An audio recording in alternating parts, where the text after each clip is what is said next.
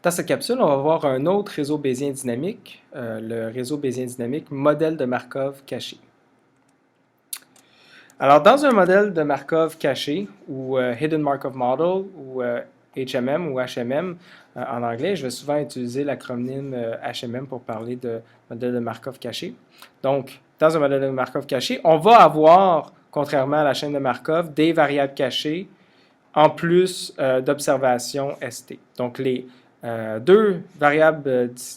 deux variables aléatoires-là vont être discrètes et c'est ce qui caractérise entre autres le HMM. C'est-à-dire que dans le cas général, on avait des variables cachées XT et des variables d'observation HT. Et dans le cas, pardon, pas HT, mais ET. Et dans le cas général, X et E sont des ensembles de plusieurs variables avec des domaines différents. Dans un HMM, en fait, XT, ça correspond en fait au HT et ET correspond au ST. Et donc, on a des variables cachées et des variables d'observation qui sont spécifiquement discrètes. On va avoir une chaîne de Markov, souvent du premier ordre, qui va déterminer la distribution des variables cachées. Et ce qui va être observé, ça va être en fait l'équivalent de symboles qui vont être émis à partir des variables cachées HT. Donc, les ST, en fait, vont dans l'histoire générative du modèle, donc dans le modèle graphique, vont dépendre directement de la variable cachée HT dans le modèle graphique. Donc ça voudrait dire que, comme on a vu précédemment, on pouvait modéliser une chaîne de caractères avec une chaîne de Markov. Alors maintenant, on pourrait supposer qu'on a une chaîne de caractères cachée qui serait peut-être le mot qu'une personne veut écrire. Donc, mot qu'on veut écrire, disons sur un clavier. À la place, nous, ce qu'on observera en fait, c'est le mot écrit, peut-être avec des erreurs d'orthographe ou avec des erreurs d'orthographe ou de grammaire ou quoi que ce soit. Donc, ce qui serait caché, ça serait l'ensemble des caractères qui forment le mot que la personne voulait écrire. Nous, on observe plutôt les caractères qui ont été tapés et une application, ça serait d'inférer à partir du mot qui a été écrit, quel était le mot que la personne voulait vraiment écrire avec possiblement le bon orthographe. Donc, voici l'illustration graphique du HMM. Alors, on a une distribution initiale sur le premier état caché H1. À partir de ça, H1, on suppose que à partir de ça, on génère la première observation pour le premier instant. Ensuite de ça, à partir de H1 également, on va générer H2. Donc, la distribution de H2 va être conditionnée sur H1. Et à partir de H2, on pourrait générer son S2 également. On continuerait comme ça. Et donc, pour tous les temps T, pour tous les instants T, HT va conditionner la variable ST, l'observation à l'instant T, et HT va également conditionner la distribution de la variable cachée au temps suivant HT plus 1. Et on continue comme ça jusqu'à ce qu'on arrive à la fin de la séquence que l'on modélise, qui est de taille grand T ici. Ça, c'est le réseau bayésien, l'illustration réseau bayésien associée au HMM. Maintenant, on peut écrire quelle est, selon ce modèle-là, la probabilité d'une série d'observations S de 1 jusqu'à grand T et une série d'assignation des états cachés H1 jusqu'à grand T. Et comme d'habitude, c'est le produit des probabilités de chacune des variables aléatoires, mais conditionné sur ses parents. Donc, H1, lui, n'a pas de parents, alors c'est juste la probabilité de H1. S1, son parent, c'est H1, alors on a la probabilité conditionnelle de S1 sachant H1. Ensuite de ça, donc, heureusement, le T devrait être ici. Donc, et ensuite de ça, on a le produit pour tous les autres états, tous les autres instants de T égale 2 jusqu'à T, de la probabilité de HT sachant l'état caché à l'instant précédent, T-1, fois également la probabilité de ce qui est observé au temps T, étant donné l'état caché HT. Donc ça, c'est la définition de notre distribution sur la séquence des S et des H sous le modèle HMM. Et donc ici, ce qu'on va avoir, c'est encore une fois une distribution initiale.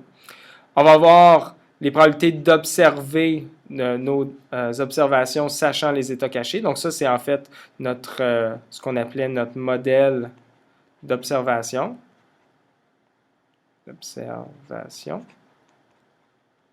Et ici, on a notre modèle de transition entre les états cachés. Donc, ce qu'on appelle parfois l'histoire générative, c'est-à-dire comment est-ce que dans ce modèle-là, on suppose que nos observations ont été générées. Donc, la façon de générer d'un HMM, ça va comme suit. On commence par, donc comme dans tout réseau Bayésien, on commence par les ancêtres sans parents. Et puis, ensuite de ça, on suit les flèches, puis on génère tous les autres descendants des ancêtres sans parents. Alors, dans ce cas-ci, le seul ancêtre sans parents, c'est H1. Alors là, on va échantillonner une valeur, petit h1, de la distribution a priori P de h1. Et ensuite de ça, on va itérer de t égale 2 jusqu'à grand T. Et là, pour chaque instant, on va échantillonner la valeur pour l'instant suivant ht à partir de la valeur qu'on a échantillonnée pour l'état caché précédent. Et puis pour le ht qu'on a échantillonné, qu'on a appelé petit ht, et bien là, étant donné ça, on va échantillonner une observation, donc une assignation de la variable aléatoire st pour le même instant t. Et on continue comme ça jusqu'à la fin. Une autre façon valide d'échantillonner, en fait, ça aurait été aussi de faire l'échantillonnage de toutes les variables cachées, donc de h1 jusqu'à ht. Donc, on aurait échantillonné h1 en premier, ensuite de ça, h2 étant donné h1, ensuite de ça, h3 étant donné h2, et ainsi de suite jusqu'à ht. Puis ensuite de ça, on aurait encore une fois itéré de t égale 1 jusqu'à grand T, puis on aurait échantillonné l'ensemble des S1 jusqu'au ST, et chacun aurait été échantillonné seulement à partir de leur variable cachée associée HT. Donc, c'est une autre façon d'échantillonner. Donc, on voit vraiment que c'est un processus où on a un processus stochastique sur quelque chose qui est caché, et nous, à chaque instant, en fait, on a une observation qu'on peut voir comme une espèce d'observation brutée ou qui donne l'information, mais qui n'est pas parfaite sur quelle était possiblement la valeur de l'état caché à chacun des instants.